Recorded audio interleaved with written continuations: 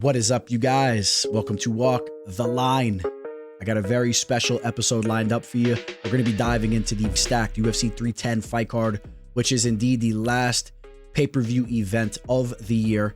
We only have one more event taking place after this one, UFC Tampa, and then 2024 is finito.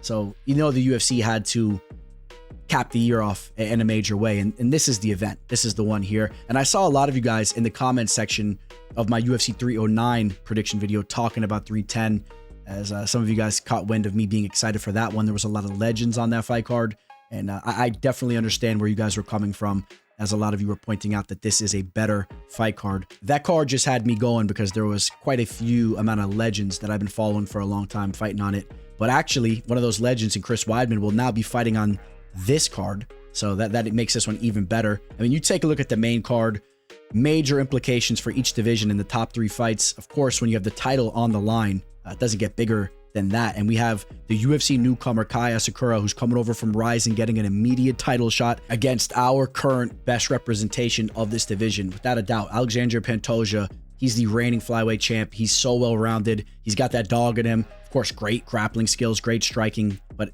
don't forget, he has that dog in him, right? He will go out there and he'll go to war with you. Can't wait to see how that fight plays out. You guys know I love the flyweight division. But then check this out. In the co-main event, two undefeated fighters in Shavkat Rakhmonov and Ian Garry will be fighting for what I believe to be a #1 contenders bout. The winner of that fight should be next in line. I mean, you take a look at the top of the welterweight division. Of course, Belal Muhammad currently injured. Some people are talking about the winner of this fight starting to creep up to that intern champion status. That's a little quick there. Muhammad's not the biggest fan favorite, so of course many are quick to kick him to the curb. Besides that, I mean, you take a look at the top of this division. I mean, I don't really think anyone has an argument that the winner of this fight is not next in line. Jack Della Maddalena, it has been on a tear, but he wouldn't have a significant victory to the level of who the victor of this fight will have, right? Whoever wins this fight, if Rakhmonov defeats Garry, that's a huge win, and vice versa, right? So I don't think Jack Della Maddalena really has a victory like that on his UFC resume. So Sean Brady has been putting in work too. I mean, maybe you see Brady versus Jack Della Maddalena. And then what is scheduled to be the last fight of the year, Buckley and Covington will duke it out there. But the winner of that fight doesn't have an argument to be above Garry or Rakhmonov either, but they'll be chomping at the bit. And let me just point out a fight. I'm sorry, guys. Don't let me get off track here, but let me just point out a fight that I would love to see take place in this division. Can we get Carlos Pratis versus Michael Venom Page? Can we schedule that fight? I mean, how crazy would that fight be? Okay, and then I just want to talk about the co-main event, because I think there's serious implications for that fight as well. Alexander Volkov taking on Ciryl Gane. The winner of that fight should be next to fight for the belt, unless, of course, John Jones and Tom Aspinall sign the paperwork and we get to see that treat of a fight. But if that doesn't happen, I think that the winner of this fight probably will be facing off with Tom Aspinall next. And I think that the UFC and the masses probably want to see Gane win that fight, because we've already seen Tom Aspinall defeat Volkov. Although, since Volkov lost that fight, he's been on a 4-fight winning streak, and if he wins this fight, would have been on a 5-fight winning streak, and he's really revving it up. So just take note of that. So we'll jump into the first fight in just 1 second. But if you can, please smash that like button. Subscribe to the channel if you're new here. It would really mean a lot to me, guys. You know, I check the analytics of my videos, and about half of you guys that tune in to the show are not subscribed. And, you know, it would mean the world to me if you could hit that subscribe button. You guys know I'm gunning and chasing MMA Guru up at the top. You know, I got to put some work in, got to get my numbers up, and it starts with a little help from you guys, and I'll continue to sharpen up the channel here and get things going. As I promised, there's some huge things on the horizon. I cannot wait to unravel what I've been talking about next year, because it all will unravel in the 2025 calendar year. It's going to completely revolutionize these full card prediction videos that you guys like, that you tune into. It's going to be a whole different format, a whole different taste of an episode, with just a lot more enhancements, and it's going to be a lot more entertaining. So you guys will see that coming up in the next year. So make sure you're subscribed so you don't miss it.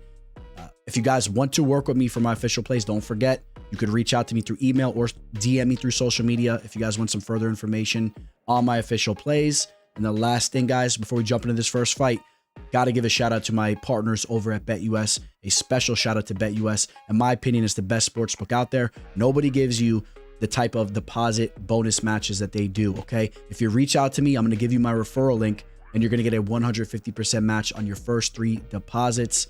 You guys will not regret that. Reach out to me so I can get you that, and I'll give you an additional gift as well. All right, boys, let's go jump into the first fight. The teller.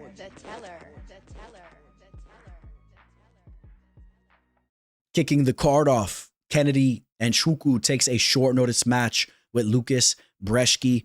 Brzeski was supposed to be facing off with Taliesin Teixeira, who's a fighter that is one of the brightest prospects in the UFC's heavyweight division. He just had a massive victory on Dana White's Contender Series this past season. He is massive for the division, and he also brings in a dangerous skill set. So Taliesin Teixeira, a fighter that you're definitely going to want to keep an eye on moving forward.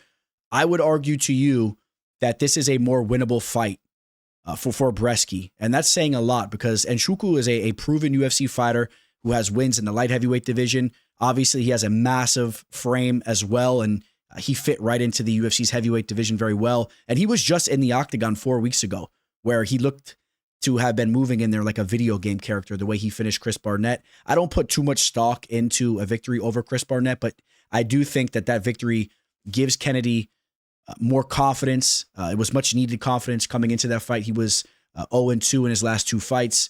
He was knocked out by Dustin Jacoby and then followed it up with a split decision loss against OSP, and he was a massive favorite in that fight. So Nchukwu's confidence was probably at an all-time low going into that Barnett fight, but luckily for him, it was an easy matchup there.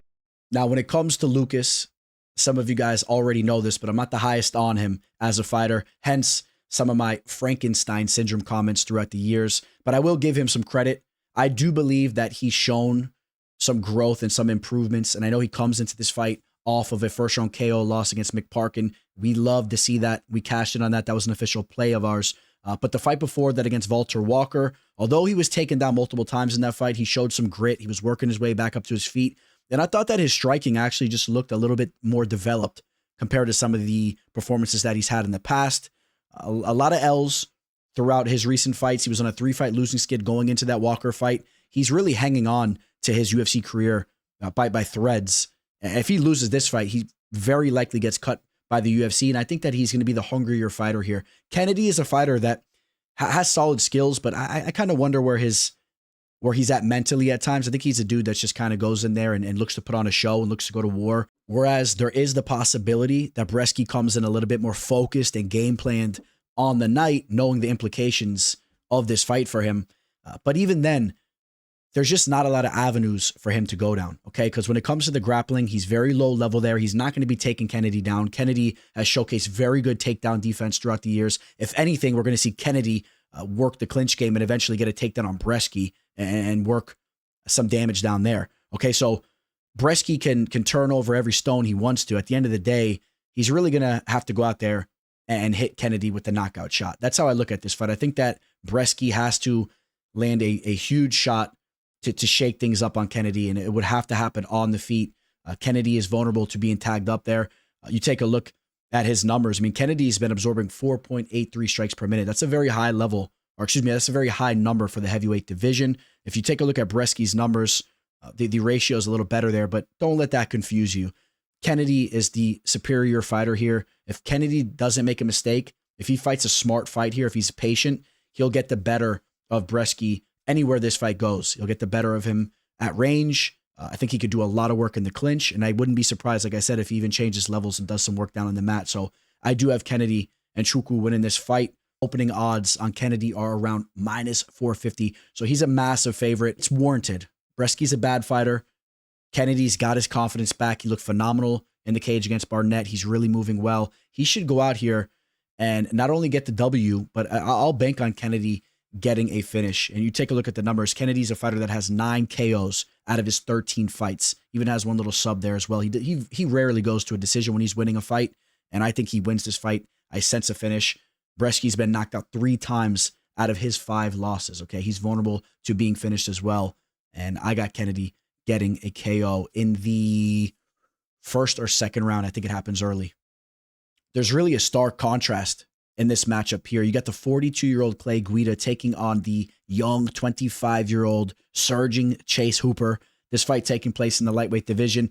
Chase Hooper comes into this fight off the most impressive performance that we've seen from him thus far. Okay, he went out there pulled off the second round Darce choke on Slava Borishev. It wasn't the sub that was so impressive in that fight. It's actually the growth that we saw from him as far as the striking goes. He actually dropped Slava in the first round, and Slava Borishev is a high-level striker. Okay, so you're seeing that growth from Hooper with his offensive striking. We want to see more growth from him defensively on the feet. That's a little bit of an issue that we've seen from him in the past. We want to see growth with his wrestling, because if he's able to get his fights down to the mat, we know he's a high-level BJJ player. Some things that we've seen from him throughout the years is that he shows superior toughness in there. All right, dating back to his Dana White's Contender Series debut, where he took on Kanan Kawahi, that was a fight where it did not start off well for him. He took a lot of damage, but he pushed through that and took that fight over. Okay, he didn't initially get a contract with the UFC. He was extremely young at the time, went over to the regional scene, had a victory over at Titan FC 55 against a fighter I'm familiar with in Luis Gomez. And then eventually he did get that UFC debut against Daniel Tamer, the brother of David Tamer. The Tamer brothers disappeared from the sport, two high-level strikers that unfortunately both of them just dissipated from the fight game. Okay, so he had that victory there using his grappling to get the fight down to the mat. And there's been some ups and downs, as to be expected with such a young fighter fighting in the UFC. And even when you think about the victory he had over Peter Barrett, that easily could have been a loss for him. I think he was losing on the judges' scorecards before getting that third round sub. Shout out to my boy Slippery Pete. He was just in action over on the Game Bread FC event that took place. You know, we interviewed Slippery Pete. He's a good dude. He had a big victory against my other buddy, Joe Giannetti, two former UFC fighters. They had a fight take place not too long ago, but that could have easily been an L for Hooper there too. So just showing the level that he was on not too long ago, he potentially could have been on a 3-fight losing skid, even taken an L against Steven Peterson. Okay, but then he started to put it together. We saw the defensive flaws when he fought Steve Garcia, but we now know Steve Garcia, that wasn't just a fluke. Steve Garcia is going out there knocking everybody out, so that loss doesn't look as bad. And then, like I said, you start to see him put it together. He had that victory against Clay Guida over in the grappling scene over at Fury Pro Grappling 6. He pulled off a calf slicer on him. Okay, so maybe we see something like that. I don't know. It's a little different when you're down on the mat in an MMA fight, but I still expect that Hooper will be the superior grappler overall, and he'll get the better of those types of situations. That will make things tricky for Guida, because at times he's used his wrestling to kind of sit in his opponent's guards and try to use ground and pound there, kind of vintage Tito Ortiz type style. He does like to sit in the guard and rain down ground and pound and try to sneak off rounds like that. And I don't see him doing that against Chase Hooper. Chase Hooper's guard and BJJ is just way too active and dangerous for that. I think that Chase Hooper would eventually put himself in a position to pull off a sub. I do believe that. You take a look, out of his 14 victories, half of them have come by way of sub. The other 4 TKOs that he had, he actually used his grappling to put himself in a superior position down on the mat when he was getting those TKOs. Now, I don't really see that happening because Clay Guida is really hard to finish with strikes. He's only been knocked out 2 times or TKO'd 2 times in 24 losses. Okay, so he's durable there. He's tough. I don't know if Chase Hooper could pull that off, but he could definitely find himself in a position where he's finding a sub. Clay Guida's been submitted 8 times out of his 24 losses. Guida is very prone to being submitted. He may have not been subbed in his last 2 losses, but Joaquim Silva and Rafa Garcia are not fighters that are really known for doing that. Okay, but you scroll down. Okay, he was caught in that knee bar by Claudio Puelles back in 2022. He was submitted by Charles Oliveira. Jim Miller was submitted by Thiago Tavares, which in just 39 seconds back in the day, got caught in a guillotine. I mean, he's made those types of mistakes in the cage. He was submitted by Dennis Bermudez. That was a fighter that was never really known for his submission game either. That was a hard-nosed wrestler that liked to brawl it out, and even he caught him in a rear naked choke. And it's funny, right? You highlight the Chad Mendes knockout loss that he had back in 2013. He ended up becoming really good friends with Chad Mendes, and I bumped into Clay Guida. If you guys follow me on IG at MMA Fortune Teller _ I posted a video back when this all happened, but I bumped into Clay Guida over at a BKFC event that took place in Miami, and Chad Mendes was making his BKFC debut, and Guida was there supporting him, watching him with all the boys. I ended up chopping it up with Guida quite a bit. I'll tell you guys the story because it's actually quite interesting how this all played out. But I look over to my left, I see Guida and a bunch of his boys, and I was having a good time. I was there with some of my boys, and you guys know how I do it. So I was having a really good time, and I kind of poked some fun at the fact that I bumped into Clay Guida outside of an event years ago And maybe it was a douchebag move by me. I don't know. You guys let me know what you think. But he was on the phone. He looked a little flustered. He was waiting outside for like a ticket or something by the ticket booth. It was over in Orlando. And I kind of just whipped my phone out and just kind of gave him a little wave and was trying to take a selfie. Didn't want him to drop the phone or anything like that. Was just trying to get him in it. And he gave me a really dirty look and kind of told me to F off. And I kind of gave him a little smirk. And I said, oh, it's like that. Okay. So I kind of brought that up to him when I saw him at the BKFC event. And, it was so funny because he kind of laughed it off, and he ended up being one of the coolest dudes that I've met in the fight game. And we ended up doing shots together. We walked out to the outside of the arena. We were running around the circle doing shots together. I don't know, maybe he was kind of using me for some free drinks, but I was treating him to some shots, got him a beer, and he actually really was a solid dude, a really solid dude. And one other quick little story. I brought this up in the past, and I might as well bring it up now because I don't think we're going to be talking about Guida much more in the future. I think this is probably going to be his retirement fight. That's kind of my gut instinct. But Clay Guida, I also told him this story face to face, but I brought it up on the channel. But if you're new, it was kind of an interesting story. One time when I was young, made a little bit of a mistake, spent the night in a county jail up in Jackson County in the middle of nowhere. Okay, I was over there doing some stupid stuff, but got caught up for the night. And that night just so happened to be when Spike TV was doing a free live event, and I believe it was the main event between Guida and Diego Sanchez, and I was able to get that TV on in the pod, and in the middle of nowhere, there's some interesting characters out there.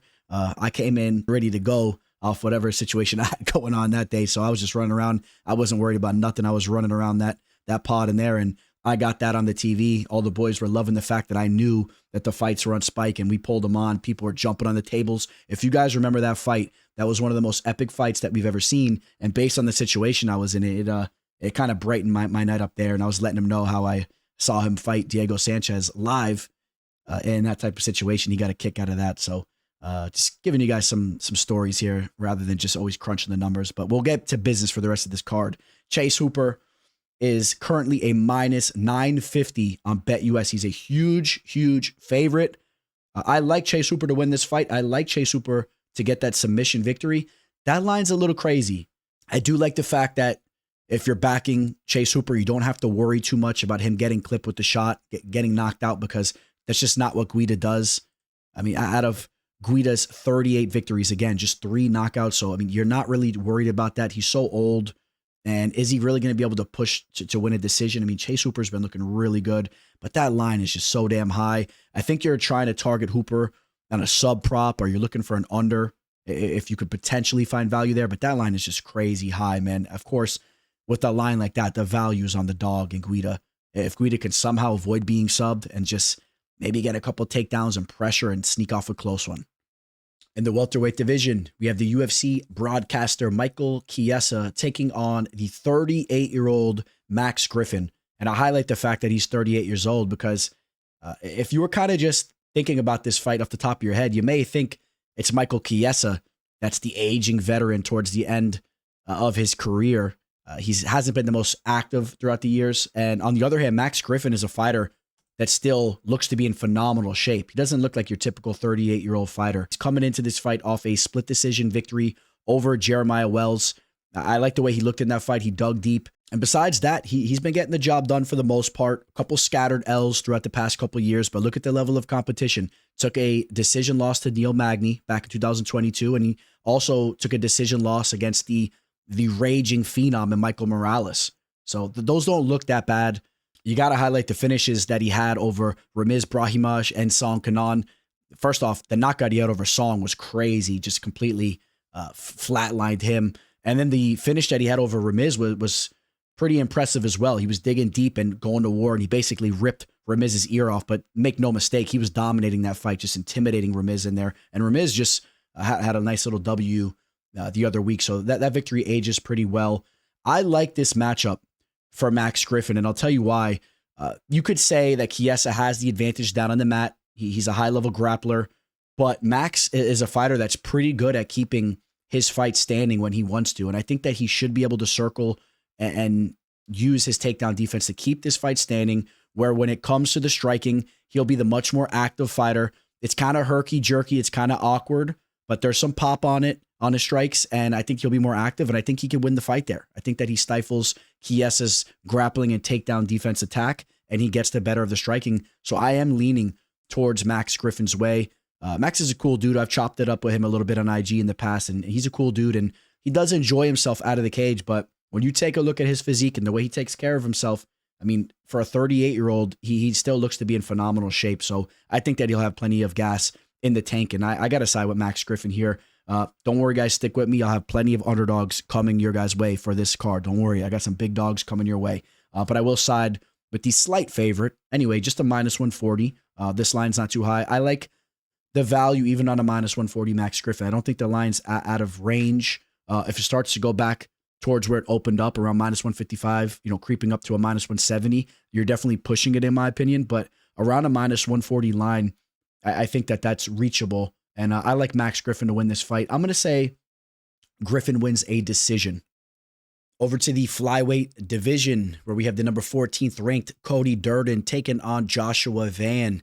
Interestingly enough, Van doesn't have that ranking next to his name. If he gets a W here, he for sure will be ranked. And I would say that he for sure will be ranked eventually, no matter what. He's still just 23 years old. He's one of the more promising up-and-comers in the fight game, not even just in this division. I mean, he's really flashed inside the octagon. He does some things very well. I mean, you look at the pace that he pushes with his stand-up. It's been crazy since he's made his UFC debut. He's landing 8.39 strikes per minute, and the longer the fight goes, the more he revs his engines and the more he picks things up. Now, yeah, he's absorbing 6.09 strikes. He has shown to take some damage, specifically earlier on in his fights for the most part, right? We see him take a lot of damage earlier on usually, and then he starts to pick it up and break the opposition down, besides the one fight where he was knocked out in the third round against Charles Johnson. And that was just one of the outliers there, and he ran into a big shot, and it is what it is. But when you have a very aggressive style like Van does have, you can run into those unfortunate situations. It's not out of the realm that he runs into a big strike of Durden's in this matchup. Cody Durden's a fighter. He may not be the quickest with his striking, but he's showcased some power before, right? We've seen him. He knocked out JP Bays, which of course JP Bays is a fighter that's been knocked out by many, but still, I think that Durden has underrated boxing skills. They're just a little slow, and Van will outpace him there. He'll be much quicker. But if Van gets reckless, he can be knocked out. I want to throw that out there. One thing that Durden does very well is use his wrestling. He has above average wrestling. But that could be a little bit of an issue for him to get that going here, because Joshua Van, his takedown defense has really looked good. You take a look at the takedown defensive rate. It's at 83% inside the octagon. And when you're watching him on tape, when you're breaking the film down, his takedown defense really has come around. So I don't know if Durden's going to be able to have too much success there. Maybe he gets an early takedown, but I would still see Van popping back up, and I would see Van starting to stuff those takedowns as the fight progresses. I like Joshua Van here. We'll get to the betting line in a second, but I think that Joshua Van is a fighter that's really going to make some noise down the line. When you take into consideration that he is just 23 years old, the sky's not the limit for Van. He can go way past the sky, way into other dimensions and galaxies, as I like to say. I can't stand when people say the sky's the limit. I don't really like that, but Joshua Van has a lot of promise, and I like Joshua Van here. I think that there is a very likely situation that Joshua Van can get the finish. He's a fight finisher, and Cody Durden's a fighter. When he's losing, he's being finished. He's actually been subbed 4 times out of his 6 losses, while only just being knocked out once, but it's only went to a decision once in his 6 losses. So that's kind of where things get a little tricky here, because Joshua Van's not really a sub threat. He's going to march you down and look to land those big strikes. Is he going to get that KO on Durden? I'm going to say that Durden pushes through, takes a lot of damage, and may have a couple moments here and there, but Van controls this fight, takes it over as it goes. I'm going to say that Joshua Van gets a decision victory. Let's take a look at the betting line. We'll see that Van opened up as a -155 favorite. We've seen a little up and down action, not too much going on. He touched -160, then it actually went down to a -140, and he's back to basically where he opened up. He's a -158 right now. That line probably going to stay right around that range. I don't expect to see either fighter get steamed one way or another. I think that's a pretty accurate line. there's some things to be cautioned about if you're siding with Van. Durden shows promise at times, but all in all, I think Van wins a decision. I think that the pace is too much, and there's a possibility he gets that knockout as well. I mean, that's what he does, and he's going to be throwing nonstop action at Durden, and if Durden makes one big mistake, he can be finished. So, but I will side with the decision. Now, we just broke this fight down a couple weeks ago. If you didn't catch it, I'm going to summarize it, but we also have new information going into this matchup. First and foremost, as of right now, this fight is scheduled to be at 195 pounds. It's a catch weight. Also, you have to take into consideration Chris Weidman actually cut weight already, right? So he made weight for that last fight. That's not necessarily a good thing when you're cutting weight within a couple weeks, then recutting weight. You know, you can be a little bit more prone to be getting caught with the KO. So I kind of like the fact that it's at 195. Also note Eryk Anders. He's the fighter that had to withdraw from that fight, right? He had some type of food poisoning, and you know, sometimes a bad food poison can really mess you up, man. It could do some damage to you. Now, by the time this fight takes place compared to when that happened, we're talking about almost a 3-week window. That's a pretty significant amount of time for Eryk Anders to get over whatever he was going through. I don't know how bad it was, but take that for what you will. Now, the first time we broke this fight down, I picked Chris Weidman to win it. When I picked him to win the fight, he was around a plus 155 underdog. That line got steamed. By the time the first fight was set to take place, it was around even odds. Maybe there was a slight lean towards Anders' way. Maybe you could have caught Weidman right around plus 100 or whatnot. And that's pretty much the case right now as well. I'm going to stick to my guns here. I like Weidman to win this fight. I think that he makes it ugly. I think this is an ugly fight. And if you guys remember, if you caught my official plays for that event that this fight was supposed to take on the first time around, hit him with the clean sweep. I actually had, I'll let you guys know right now because I don't even know if I'm going to make that another official play because I got more to work with for this event. But I did have an official play on this fight to go to a decision, and I still feel pretty strongly that this fight goes to a decision. I think Weidman makes it ugly. I could see him burning some clock, pushing Anders up against the cage. Maybe he gets some takedowns. If we do see a finish, I think it would be by Anders countering Weidman, coming in, clipping him with the shot. We've seen Weidman knocked out quite a bit before. He's been knocked out 6 times out of his 7 losses. Although some of them are a little fluky. He snapped his leg in one. There was another kind of weird one with the Gegard Mousasi KO was a little weird too. But we definitely have seen Weidman take big shots to be finished. And Eryk Anders is a fighter that has 9 KOs out of his 16 victories. He does carry some pop, but he really hasn't been getting that many KOs as of recently. Anders is a very durable fighter. He's a tough dude. Remember when he was that punching bag against Khalil Roundtree? I don't think Weidman gets him out of there. I think Weidman makes it ugly and pushes his way towards a decision victory. So I'll stick with my same prediction there. And again, this line is reopened now, and you're seeing pretty much the same thing that we saw when that fight settled the day of the fight when we thought that fight was going to happen and it got pulled. Weidman is a plus 100, and I would still say the value's on him. My boy, Bryan the Butcher Battle is stepping back into the cage, right? Bryan Battle, formerly known as Pooh Bear. You have to love the change in nicknames, completely different. And the Butcher is a much more fitting nickname for him, especially based on the performances that he's had as of recently. He's taken on Randy, Rude Boy, Brown. Bryan Battle, let's just talk about him for a second. You know what Bryan Battle reminds me of? He kind of reminds me of if you were in on Bitcoin way back in the day, okay? Because Bryan Battle is a fighter that not a lot of people were expecting much of on that Ultimate Fighter season that he was on. If you guys remember, I used to do a breakdown of every episode for that season. I haven't been doing those since, but we did for that season, and it was kind of cool because it led me to actually having some conversations with Battle through DMs and whatnot. I did a couple episodes where I talked about him, and for whatever reason, I gravitated towards Battle on that season. I liked the energy that he brought. I saw potential in him, and he really lived up to all that potential that I thought that he had. I mean, if anything, he's even surpassed that. He's taken it to a whole nother level. Now, this is a fighter that's making a run in the UFC's welterweight division. Forget about just getting a contract to the UFC from that show. I mean, this is a real contender, okay? And when you think about the work he did on the show, he really just proved to be a scrappy dude that was starting to figure it all out, but he had some real toughness. He had a large frame for the division, and he really makes his fights, if you guys know what I'm saying. Like, he when you're fighting him, it's an actual fight. It's not like a technical MMA match. He's looking to march you down and really try to break you. And that's what he did on the show, right? Submitted Andre Petroski, submitted Gilbert Urbina, eventually took out Tresean Gore to take that show. And since then, he's had a lot of success.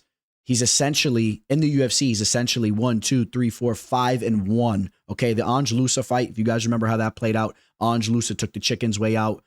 He couldn't continue. I think it was due to the eye poke, and his eye was completely wide open. And then after they had that little beef in the cage, and Ange Loosa was trying to fight him. Okay, Ange Loosa got completely outclassed in that match, and his stock went down through the floor because not only did he lose that fight, but he lost a lot of respect from the fight fans and from the UFC brass. So we'll see what's next for Loosa. But Bryan Battle, the only time he was actually defeated in the octagon was that Renat Fakhretdinov fight. And that was a weird one because he was continuously taken down and dominated on the mat.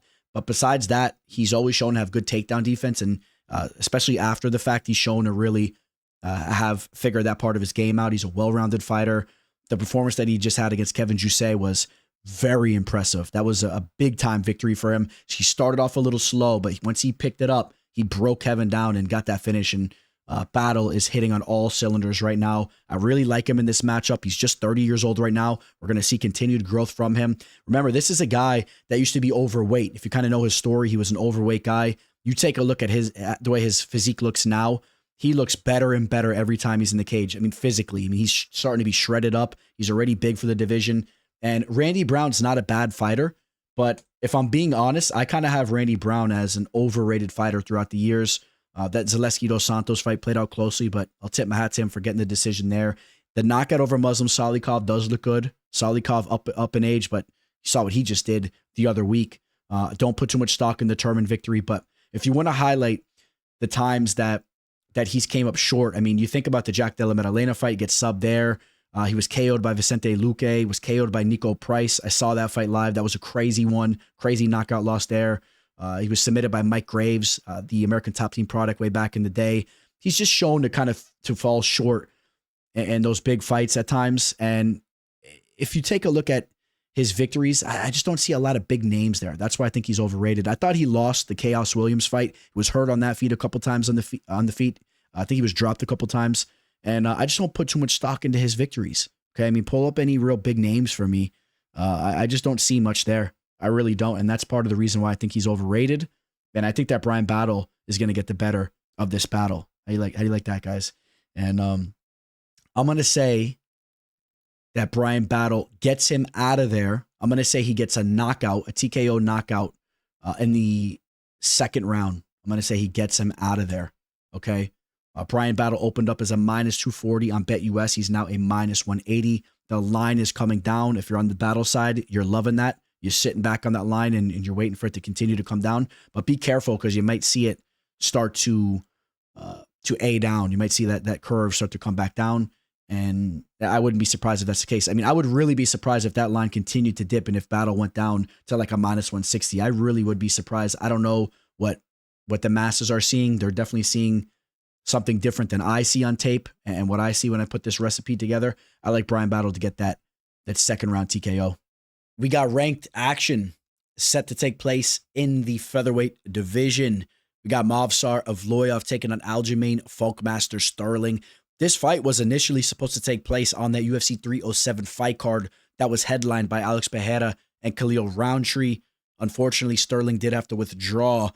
This is a fight that I've been anticipating. Now, for you fight fans that like to see knockouts and high-paced striking types of affairs, this may not be your favorite type of fight, but I like this matchup. For you hardcore fans that are just a fan of every aspect of the fight game, I think that you have to agree with me.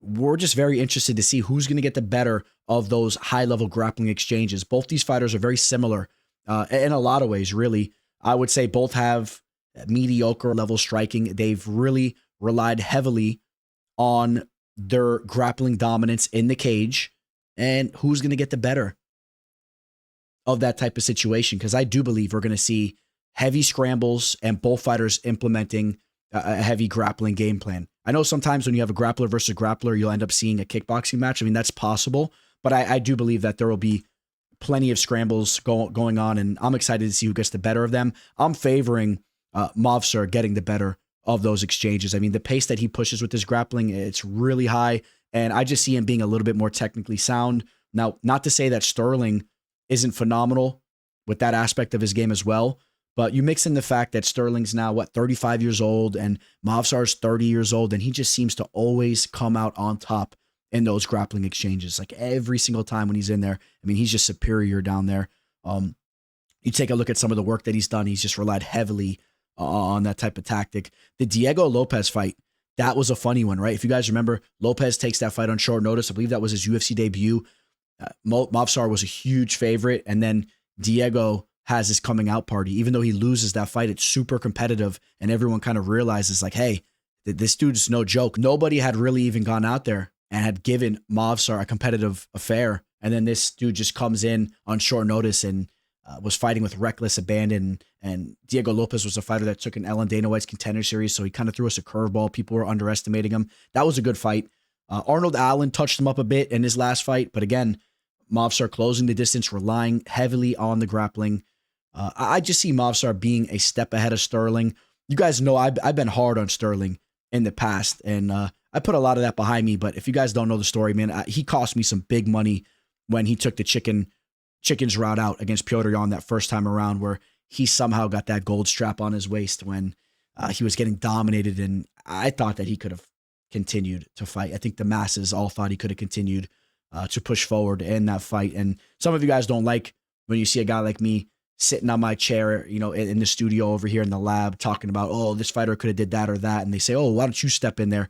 I understand that. But listen, what I'm here to do is to analyze and to critique what these fighters are doing in the cage. They're the warriors. This is what I do. I sit back and I analyze it. And when you're comparing Sterling to other men, when you think of fighters like, was it Anthony Smith that could have potentially became the champ? You know what I'm talking about. Those types of situations where these guys push through eye pokes and low blows. They push through and they don't take that type of route.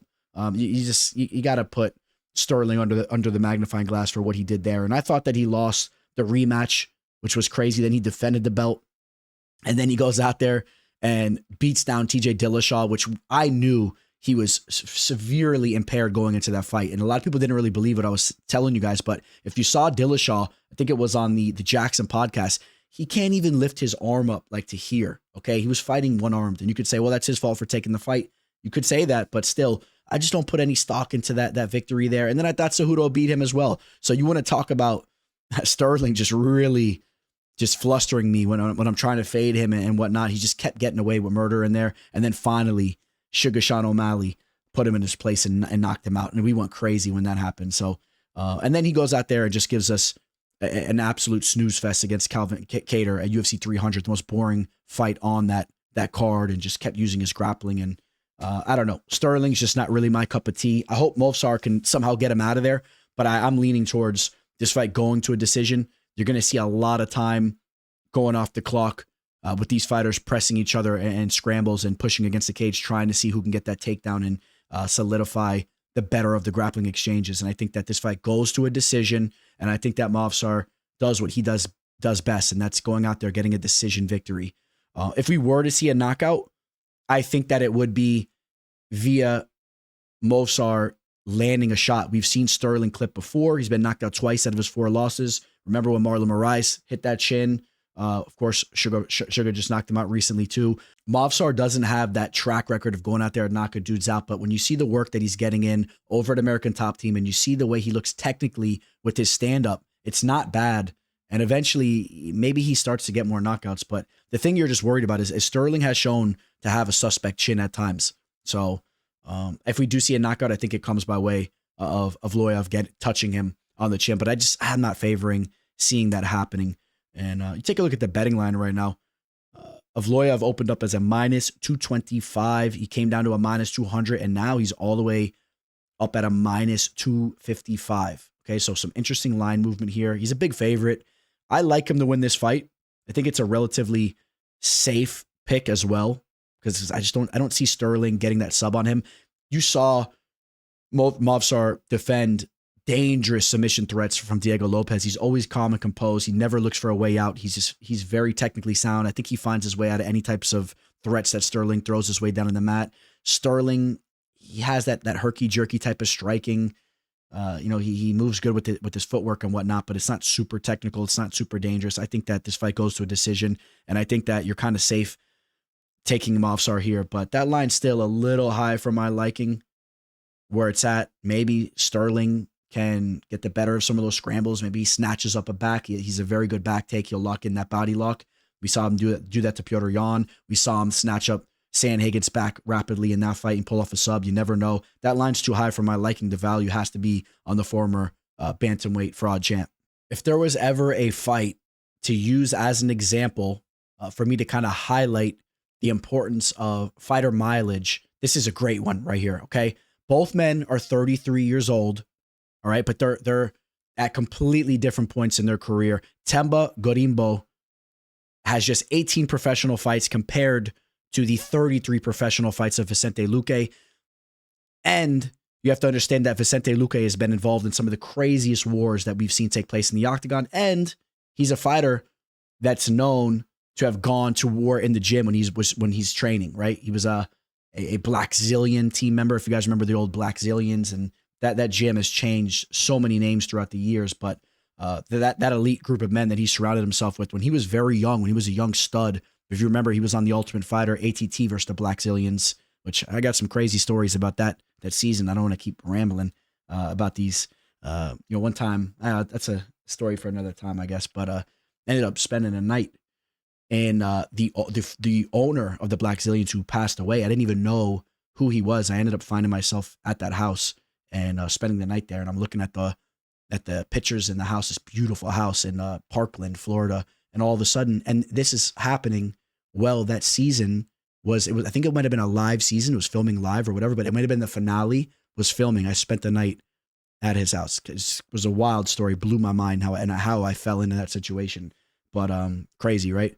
And rest in peace to the former owner of the Black Zillions. But Vicente Luque was known as this young stud that everybody had high hopes for him. And he's really lived up to those expectations. You got to give him credit. I mean, he's had some huge victories, but he was known for going to war in that gym. And again, I just want to say he doesn't have the same amount to offer to the fight game at this point in time than a Themba does, even though they're at the same age, okay? Because Luque, the performance that he just had against Buckley, you could not trust him in. That was a very suspect performance when he completely broke down in there.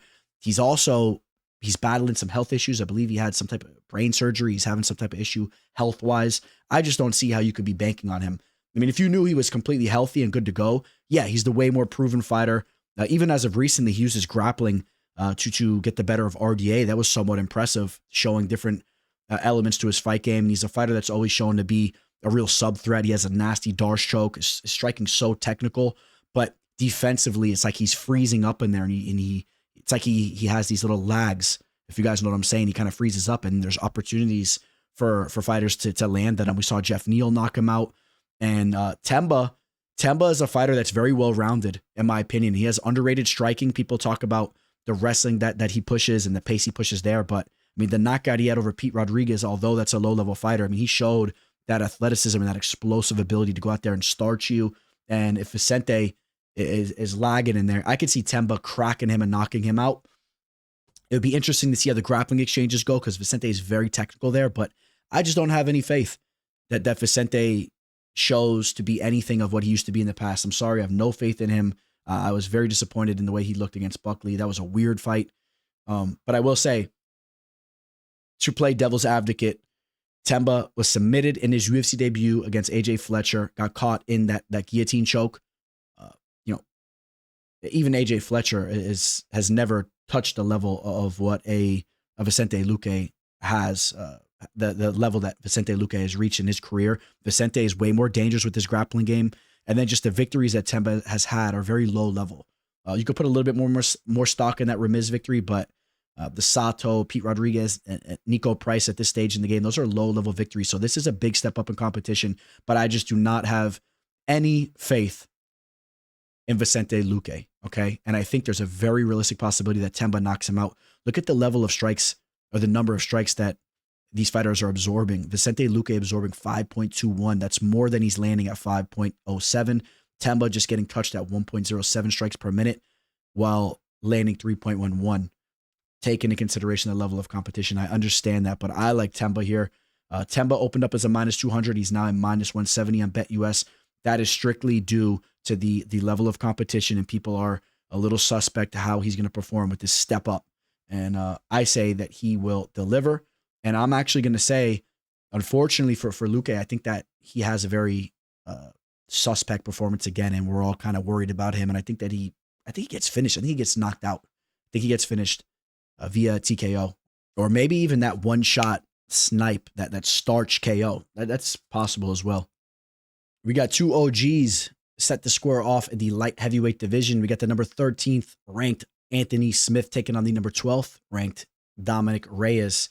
Dominick Reyes, known as a fighter that went out there and defeated John Jones. In a lot of people's eyes, Dominick Reyes won that fight. He most certainly took rounds 1 and 2 convincingly. The third round was debatable. One thing you have to say is you didn't like the fact that he let off the gas. That was a fight that he had. And John Jones just recently spoke about that fight. And since that loss, it was a really tough road for him. He followed that fight up with 3 knockout losses in a row, and some of them were brutal, right? The Yuri Prohaska second round spinning elbow knockout against the cage was crazy. Jan Blachowicz took him out as well.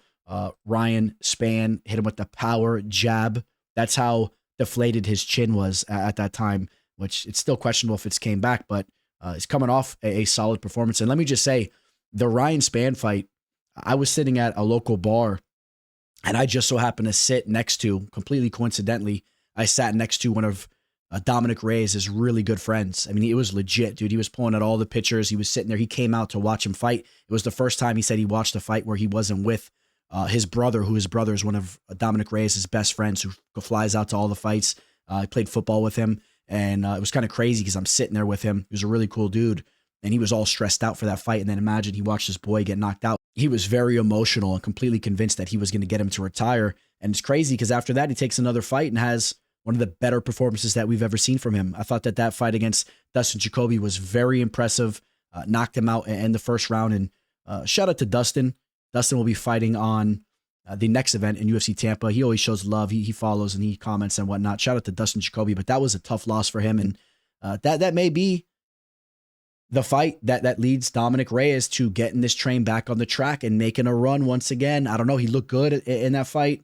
He's a fighter that moves very well for this division, and I think that this is a solid matchup for him right here because Anthony Smith is a fighter that uses his grappling for the most part to have success in the UFC's octagon. Okay, that's really where he has success. He hasn't had a knockout in a long time. You know, I've been following Anthony Smith from the very beginning. I used to watch him have fights in the regional scene, these fights that used to be highlighted on HD Net Fights, if you guys remember that. Remember HD Net Fights? They had that show Inside MMA and all that with Boss Rutan and Kenny Rice, and they would highlight his fights back in the day. He used to fight in the welterweight division. Okay, he had a little early stint with the UFC back in the day that didn't go that well for him. Fought in Strikeforce. He lost all those big fights back in the day, and I thought he was a scrub. To be honest, back then I looked at him as a guy that was never UFC worthy, and eventually he got another stint with the UFC. Coming off that Ultimate Fighter finale loss against Cesar Ferreira, but he eventually went on a nice little win streak and he was knocking dudes out. And it was the Hector Lombard knockout victory for him that really put his name on the map. If you guys remember Hector, shout out to Hector. He's my boy too, man. But he knocked Hector out, and that's when people started to catch wind of what he was about. And eventually he went up in weight. He had a lot of success there. But when you think of his big victories, it was typically using his grappling, right? You think of the Alexander Gustafsson submission. That was a big one for him. You think about the sub victory that he had over Spann the first time around. He subbed Devin Clark, leading up to his last victory inside the octagon, which was against Vitor Petrino. He was a massive underdog, and he pulled off a crafty guillotine choke. Don't get it twisted. He's had his fair share of knockouts as well, but when I look at him moving in the cage, he's very lethargic and he's very slow in there. And I think that Dominick Reyes will just be much faster and much more dangerous in those striking exchanges. And we've seen Smith take some real damage in the cage. Of course, we highlight the Glover Teixeira loss. I know that damage took place down on the map, but remember when his teeth were falling out and all that? I mean, I think he lost a little bit of himself in the cage that night. And I think that Dominick Reyes, after showing what he still has left to give in that last fight, I think that he can get a knockout on Anthony Smith. I think he's a much more dangerous striker. I think he's faster in there. And I think he has a little bit more left to give the fight game. Now, I will say this. I would not be shocked if Smith hits him with a counter and knocks him out.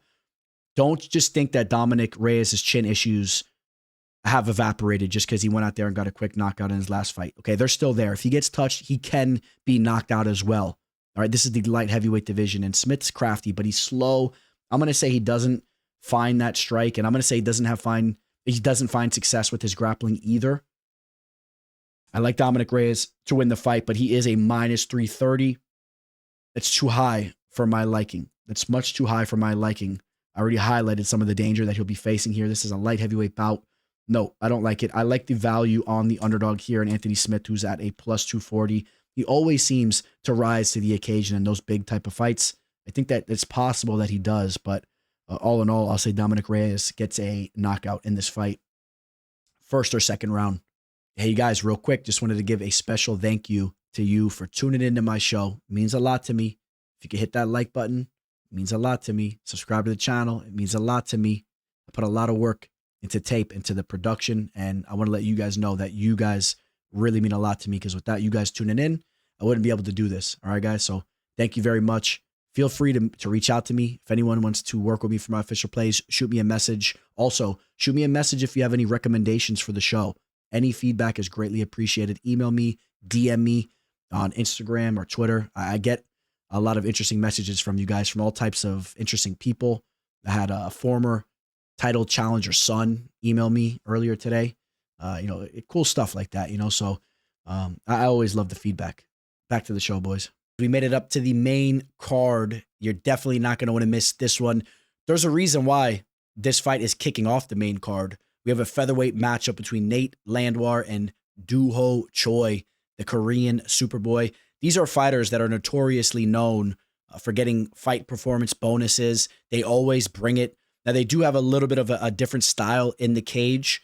Nate, a little bit more of a power brawler who mixes in his wrestling well. Choi, more of a technician with his Taekwondo background, but he's also a fighter that's willing to go to war. He's very tough, and we've seen that on display dating back to his Hall of Fame fight that he had against Cub Swanson, which was in his initial stint in the UFC. If you guys remember, he joined the UFC. He started off going 3-0, leading up to that first loss against Cub Swanson back in 2016, and that was a fight that played out very closely. He almost had to finish on Cub early on, but after that loss, he had a 2-year layoff before stepping in there with Jeremy Stevens, where he was knocked out, and he followed that up with a knockout loss against Charles Jourdain about a year later. Okay, so he was really going through it. I believe after the Jourdain fight, he went off to do mandatory military service for South Korea. I believe that's the time that he did that, and that led him to eventually returning to the octagon against Kyle Nelson, which that was a fight that he should have won. I believe there was a point taken away that really shouldn't have been taken away, but he won 2 of the 3 rounds there. Kyle Nelson, a hard-nosed veteran, but he followed that fight up with a knockout victory over Bill Algeo. And if you guys remember, we caught him at dog odds. We were on him to win that fight there. I really like the striking that we see from the Korean Superboy. He's very technical there. And a fight like this, that's going to have a high pace to it, and they're going to go to war on the feet. Nate is willing to take damage to try to inflict his own damage. I do like the technical skills from the Korean Superboy here. I think that he's very live to land a counter strike and get a knockout. Nate is just very willing to absorb that damage. You take a look at the numbers. He is absorbing 5.7 strikes per minute inside the octagon, although he's landing 6.25. The Korean Superboy with 4.41 strikes landed per minute while absorbing 4.49. So both fighters have a negative ratio there, but I would still say that Nate's ratio is a little bit more alarming. And when you think about fights that Nate has had, of course, we'll lead up to that last performance because I was bummed out with that one. But when you think about fights that he's had, if you want to highlight some of the losses, right? He's been knocked out by Herbert Burns, Julian Erosa, took an L against Dan Ige as of recently, but we've seen him knocked out before. So don't think that he's just this fighter that's so durable and tough and can march through damage. Yeah, he does at times, but he also gets knocked out periodically as well.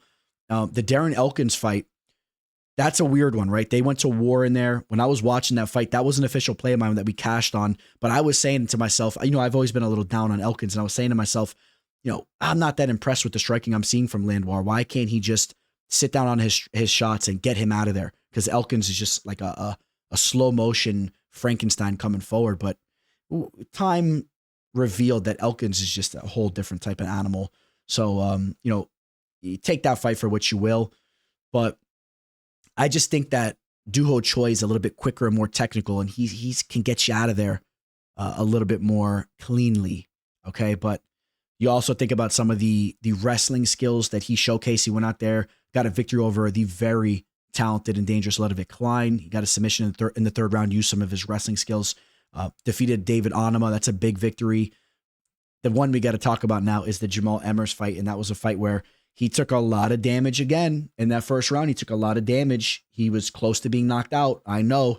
All right, I was at the Hard Rock Casino. I had a ticket in my hand, and I was on the edge of my seat, and that cost me some money there.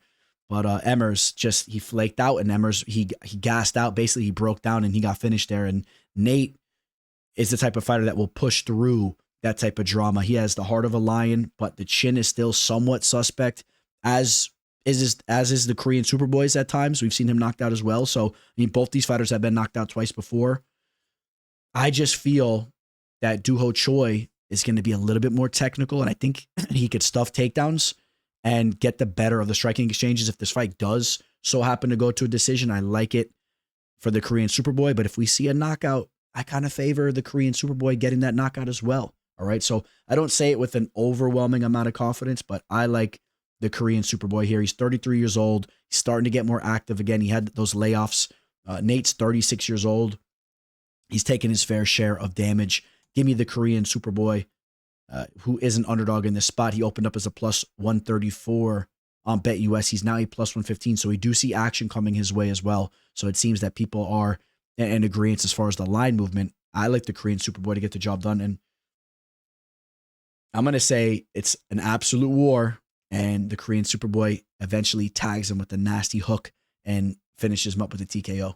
So this fight was put together rather recently, and then it was thrown right onto the main card. It's an interesting matchup too. You get the number 13th ranked Bryce Mitchell taking on Kron Gracie. Gracie, of course, from the legendary Gracie family, never really lived up to the hype that he once had. He's a very one-dimensional fighter, and there's some serious question marks surrounding him going into this fight based off that last performance that he had against Charles Jourdain, where he was just flopping on his back like a fish out of water, just didn't know what to do. And it was crazy because going into that fight, he was coming off a 4-year layoff, and everybody was, or at least I was kind of expecting to have seen some growth with his overall MMA game, right? You're sitting back, you're kind of putting the puzzle pieces together, and you're thinking, okay, he took the long layoff because he wanted to sharpen up his overall skill set after taking that loss against Cub Swanson, where he was outclassed in that one. And we'll talk more about that fight in a second because I got a story about that one. But there was no growth. In fact, he looked worse in the Jourdain fight than the Swanson fight, I'd argue. I mean, he looked bad in both of them, but you cannot expect to see any type of growth from him going into this match. The only thing that he has going for him here is that Bryce Mitchell stylistically favors his style, as Bryce Mitchell likes to push the pace with his grappling, and then Gracie could potentially have success with his BJJ. The Cub Swanson fight, I'll let you guys know. You want to talk about the downs, the ups and downs of sports betting, which I like to tell you some of my downs. I don't always like to sit here talking about all my ups because we got to be real, and a lot of you guys can relate to this as sports bettors out there. But the Cub Swanson fight, man, I drove out to Tampa by myself. I had a rental car based on some other thing I had. So I'm taking advantage of this rental. Had a rental. Nobody wanted to go with me. The boys couldn't make it. I hopped in the car, drove out there. I had someone that lived in Tampa that I was kind of visiting, but that was a whole different situation too. It didn't work out good, but I was visiting someone out there. I go watch the fights by myself. What's funny too, leading up to one of the fights that was on that event, somebody sent me a picture through Instagram of me with like double fisted drinks whiling out as they show the crowd leading up to the bell being rung for the first round of a fight that was in the prelims. But I was having a great time. I was running around that arena, meeting random people, and I had a blast. But that was one of my worst betting nights that I've ever had for an event. And I just so happened to be there live, which can make things worse, if you guys know what I'm saying, when you're enjoying yourself and you're doubling up on bets and whatnot. But I had a lot of action on Gracie against Swanson. I was really believing in the potential that he had, and Swanson was kind of on the decline around that time. I really thought that Gracie was going to prevail there, and he didn't. And I lost a lot of money. I ended up sleeping in the trunk, essentially. It was like a hatchback. I dropped the seats. I slept in the trunk of this car in the parking garage outside the Amalie Arena, right outside the arena there. And then woke up when around like 5 o'clock, 6 o'clock in the morning, and had a long night too. And when I finally made it to the car, and I hopped on the highway and tried to drive all the way back home, and it was a far drive, and it was a tough drive home. And that was a whole nother adventure too. But that was, the feeling of getting back to the house and the money I lost and how bad the event went, and other things that went bad too that night. That was a tough night. That was one of my worst nights, sports betting and betting on MMA. But so I always have that disdain for Gracie in that sense. I mean, nothing but respect towards him, but that's my own issue. That's my own prerogative that I bet on him and whatnot. So I don't hold him accountable. But then you throw the performance that he just had, and I am not a believer in him inside the cage at all. But I will say, stylistically, there is a possibility that Mitchell can run into some trouble if he just tries to press with his grappling. And Gracie is obviously a nasty submission artist. He can pull off the sub. I mean, you take a look at the work that he's done. Not a lot to talk about. He did submit Bruce Leroy. He submitted Tetsuya Kawajiri. Thought that looked pretty good at the time. That's why I was kind of buying in on the hype that took place over in Rise. And Kawajiri, a crafty Japanese veteran. And I thought that Gracie was really starting to put it together. But besides that, not a lot to talk about. Of course, if you're talking grappling, a lot of high-level grappling going on to kind of highlight the skills that he has there. Submitting Shinya Aoki over there.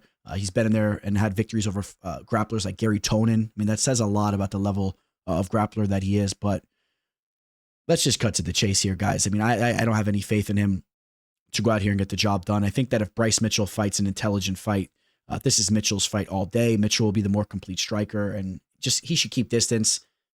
If don't even go to the mat and just outstrike him from range and just throw wild, awkward types of Bryce Mitchell strikes and get the job done, and maybe even TKO him, and maybe even hurt him and then go down to the mat and somehow pull off a TKO. But I'm going to say it's a decision victory for Bryce Mitchell. He's a huge favorite. He's on average around a -600 favorite for this fight. I'm not really crazy about that, just based off the fact if he does go down to the mat, he can run into some trouble there. So that's a fight I will just be sitting back and be spectating it from a fan's perspective. We got the number 2 and number 3 ranked heavyweight fighters set to square off here. This is a rematch between Ciryl Gane and Alexander Volkov.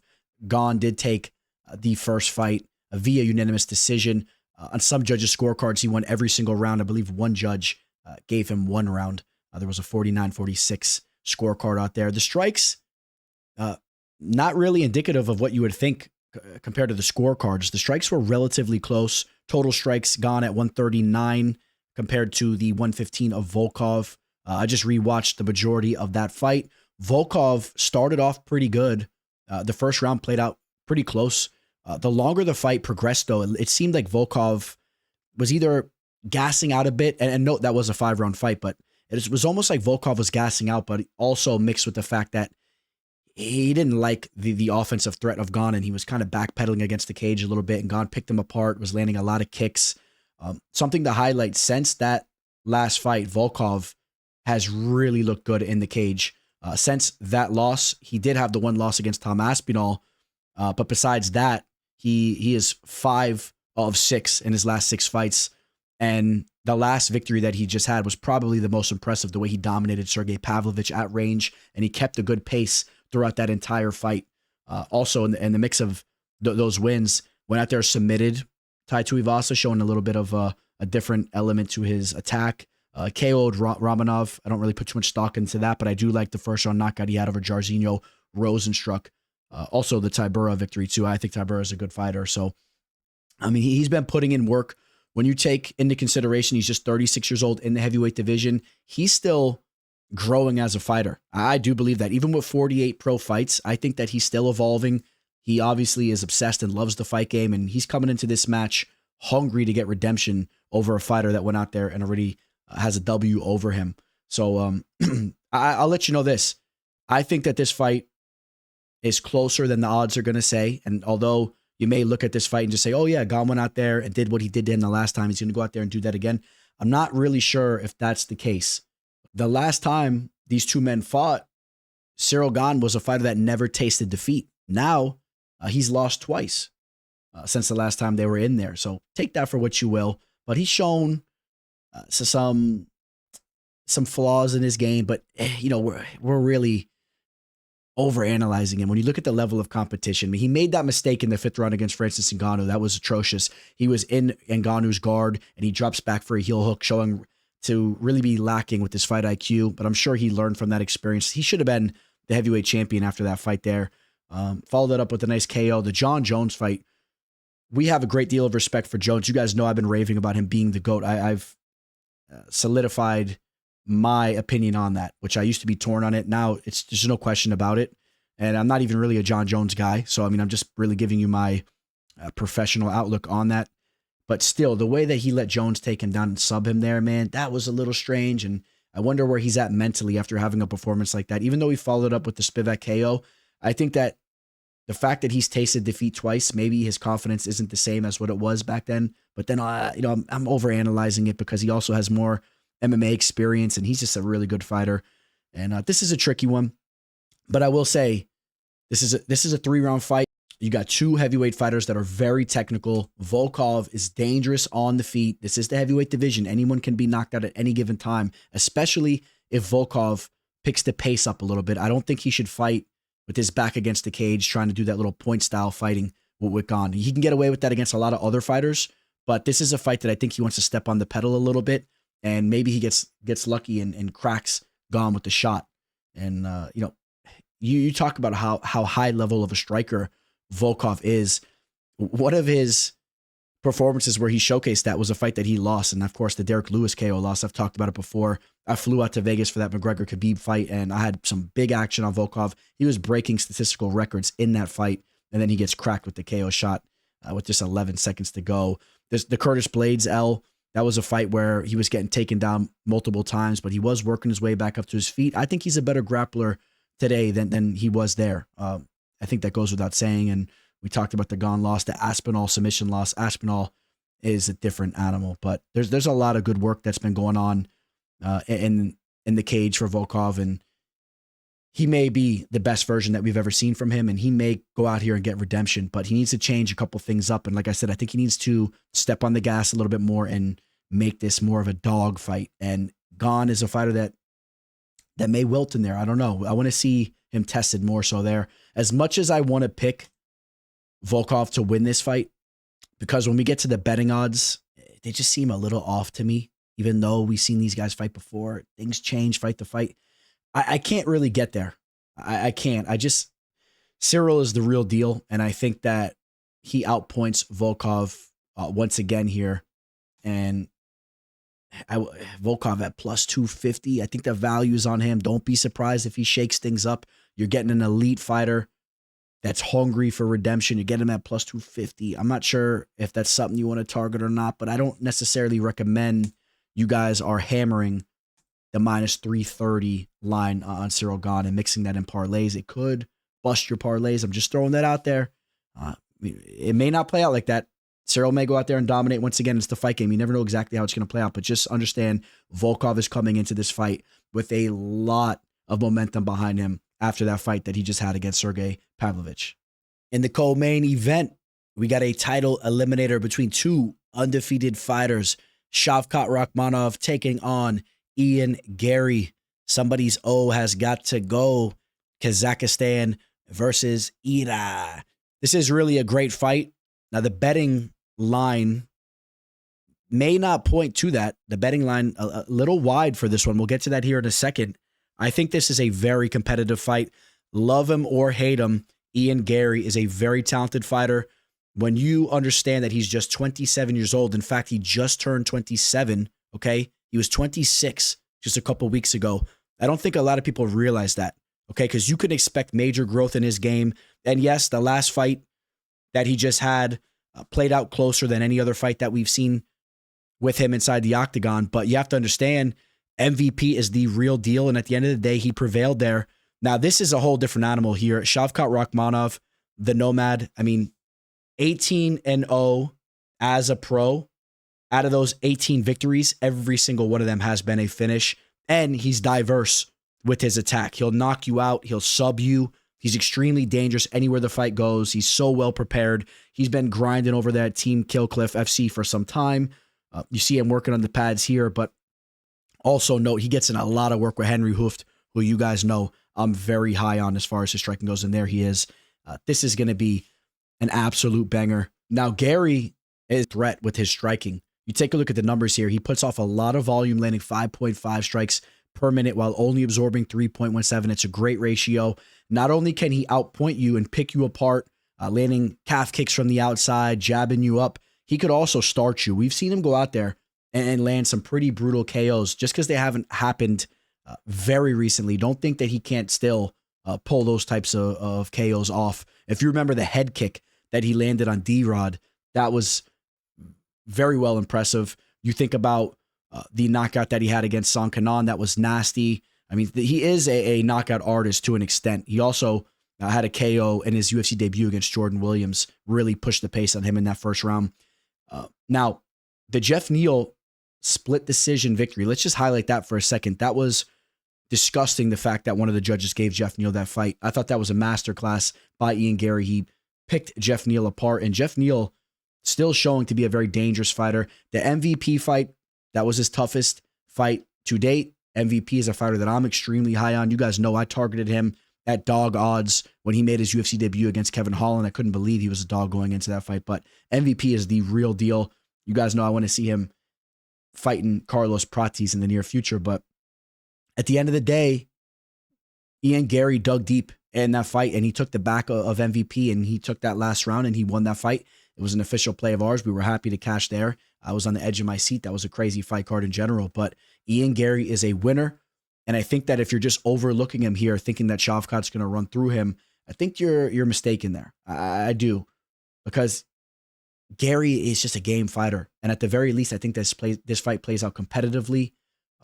Gary will fight a very intelligent fight as well, so he may not run into the fire. This is a fight that may go to a decision, which not a lot of people may expect that, with Shavkat finishing every single opponent that he's been in there with. But Gary is the most high-level fighter that Shavkat has been in there with. You take a look at the resume of Shavkat. It's great that he's going out there and finishing everybody. I'm not even going to really talk about the fights that he had before joining the UFC. There's nothing that's too notable out there. Since joining the UFC, there's not really much to talk about. I mean, take a look, guys. Alex Oliveira was losing fights left and right as he came to the end of his career. Michel Prazeres, he was so undersized in that fight. The little tank, he was once upon a time a decent fighter, but Carlson Harris has had his ups and downs. He's not on a Gary's level. Neil Magny, an older Magny, okay, you went out there and subbed him. You did what you should have did. Gary did the same thing, right? I mean, he didn't sub him, but Gary had a victory over him. And he went out there and subbed Jeff Neal and Stephen Thompson. Thompson very much up there in age. But with the step up in competition, we'll see if Shavkat can pick up where he left off, going out there finishing everybody. I don't know if that's going to be the case. Gary's game. And also, Shavkat is a fighter that has started off a little slow at times. And I'm kind of overanalyzing him, because even in those fights I'm talking about where he started off slow, he then got a finish in the first or second round. And this is a 5-round fight, so he'll have plenty of time to get the wheels turning. And I just want to give respect to the skill set that Gary brings to the cage, but I know you guys want a nice cut and dry prediction here, and I want to make it clear. I think Shavkat's the real deal, and I think he goes out here and gets the better of this fight. We'll see if he can find that KO, but if we do see a KO landed, it's going to be more so coming from Shavkat. He possesses more power and fight-ending ability there. Gary's more of a point-style fighter. He's had his couple KOs, as we mentioned, but still more of a point-style fighter, and I think he'll be intimidated by Shavkat, and he'll be more in the back foot circling, while Shavkat will be marching him down. And with the grappling, I think Shavkat has just proven to be more dangerous there. We've seen growth from Gary, but Shavkat is a bona fide finisher with his grappling, as the majority of his finishes actually come by way of sub, and a lot of his finishes in the UFC have come by way of sub. So I would be more inclined to see a submission coming by way of Shavkat if we see something like that.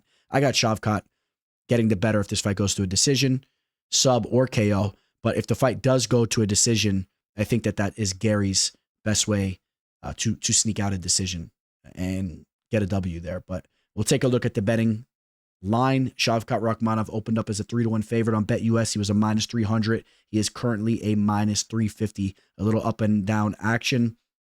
People love them. Some Shavkat Rakhmonov, and I wouldn't be surprised if this line touches up in the -400 range, even as high as like a -450. People really like Shavkat, and they think he's the truth, and he'll be the future champion of this division.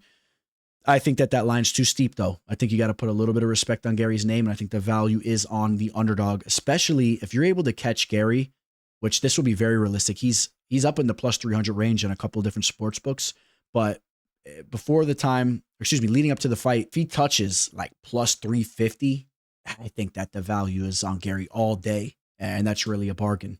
In the main event, the UFC gets their hands on the former Ryzen superstar Kai Asakura. He gets an immediate title shot against Alexandre Pantoja. This is a great fight. On paper, this has all the makings to be an absolute war, a fight that's going to have a crazy pace to it.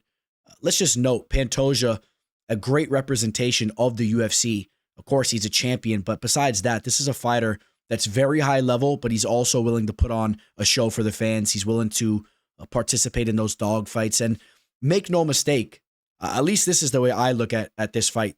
This is one of those types of fights where you have a fighter who was a star in another promotion coming into the UFC, and people are going to kind of gauge this fight and kind of dissect this fight, comparing the level of talent that the UFC has compared to a Ryzen, or let's just say, for example, when the UFC got their hands on a Bellator fighter and he comes in, like when Michael Chandler came in, fight fans they'll kind of gauge and kind of try to make conclusions as, oh, you see, the high-level fighters in this promotion could hang with all the high-level fighters in that promotion.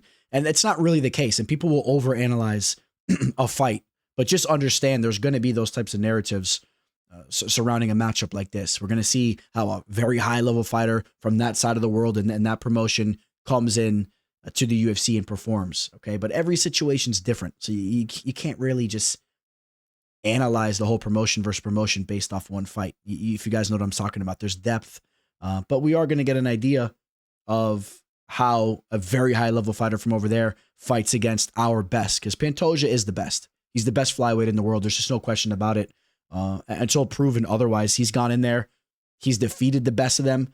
He has a victory over Brandon Royval as of recently, which a lot of people feel that Royval is the dog. He's that raw dog working his way back up towards another title shot. He's looked great as of recently, but it was Pantoja that dug deep in that fifth round and took that fight using his wrestling and grappling skills there. He has multiple victories over Royval. He has multiple victories over Brandon Moreno, who Moreno's still showing to be a stud of a fighter. Pantoja is the real deal. He also has a victory over Manil Cape, who we'll be talking about here in a second. He's a fighter that's in the UFC. He's one of the highest level flyweight fighters, in my opinion, even though he's had some unfortunate situations in the cage as of recently, but he's a very high level fighter. We've seen Manil Cape in the cage with Asakura, and we could talk about some of those fights, but real quick, we'll also just mention Steve Erceg was the last man to fight Pantoja, and a lot of people thought Erceg won that fight. It was a very close match. I think it came down to that fifth round, and at the end of the day, Pantoja, he got his hand raised, so say what you will, but that was a very competitive fight.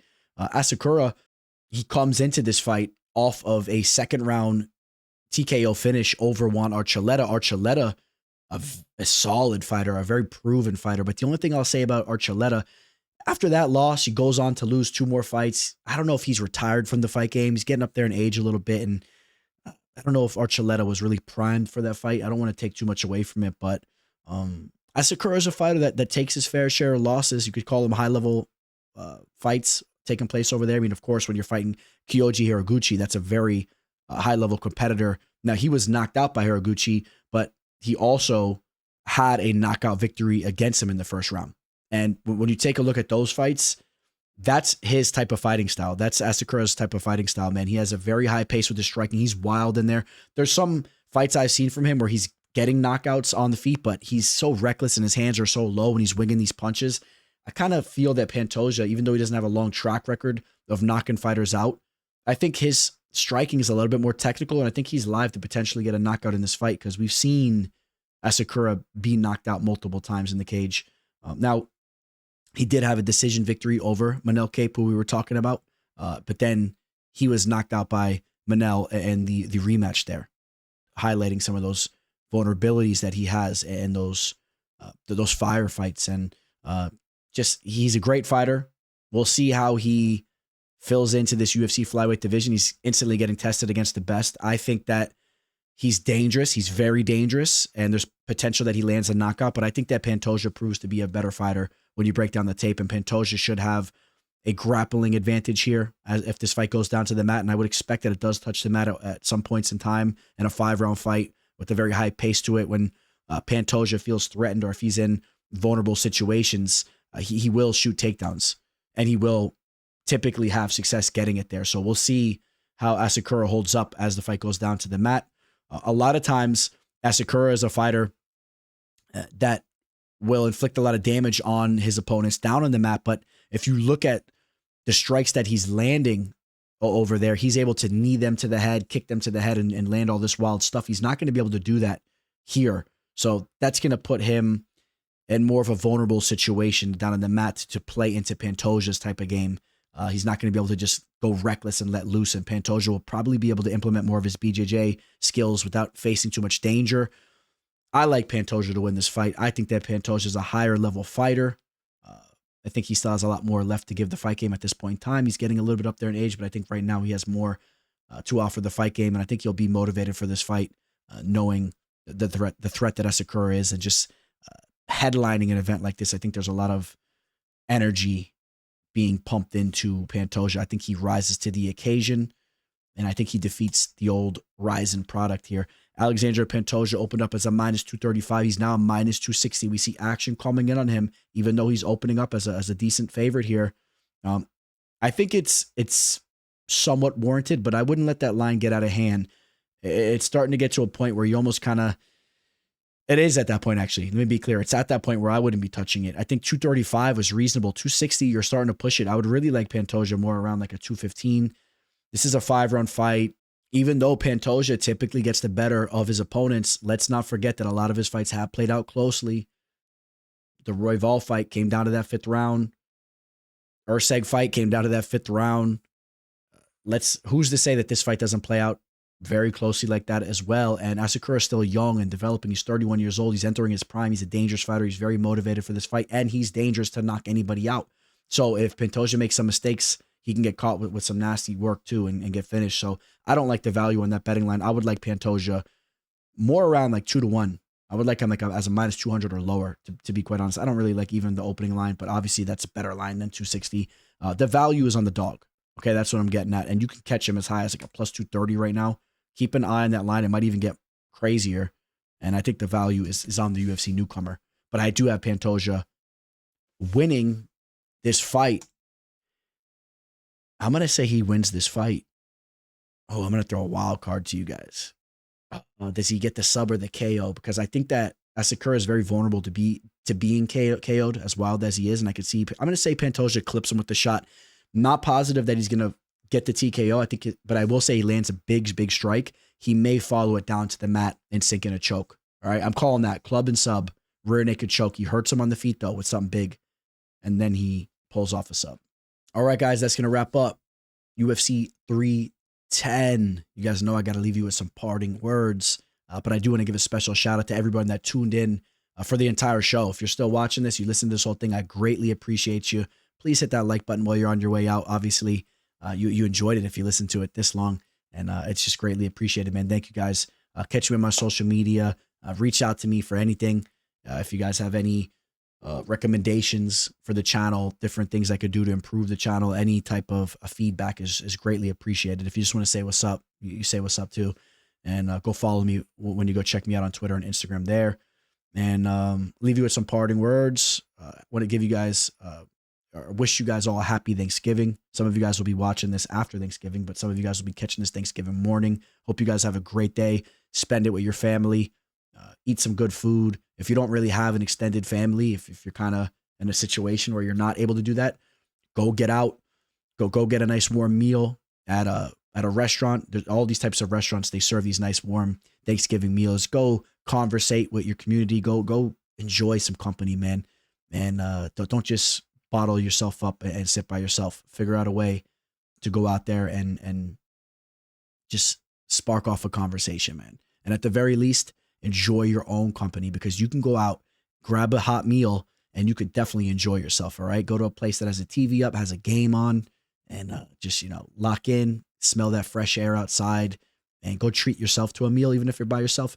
The best company in the world is yourself. I mean, that's a fact. I've always lived by that. I've lived by that from day one. I've always kind of, I've had great groups of friends. And when I was young, I had a whole crew. I was one of those kind of guys. I mean, we really had a gang of us. I was always tight with a lot of dudes like that. But at the end of the day, I also spent a lot of time by myself. And I've had extensive periods of time where I've relied heavily on myself, conversating with myself, and just warming myself up through tough situations. And that's what it's all about. So if you're in that type of situation, you do that. Don't ever forget that. You always got yourself, and you could conversate with yourself and not in like some people take that the wrong way. It's good. It's healthy to conversate with yourself, man. It's very healthy to conversate with yourself and to ground yourself and to always know life is great. I'll leave you guys with that. All right.